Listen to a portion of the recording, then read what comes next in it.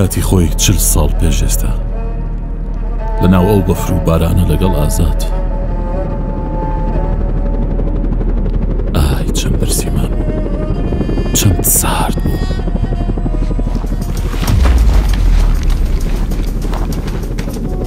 پێدوتم کاکی ژیان، خەون بە ڕۆژێکەوە دەبینم کە منداڵەکانمان لە جیاتی تفەنگ قەڵەم هەڵبگرن.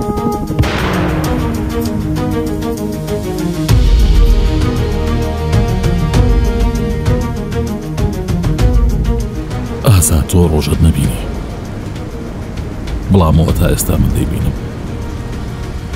ئەو قەڵەمی دەستی من تفەنگەکەی دوێنێی ئازادە. ئەم دەنگە خوێنی ئەوە.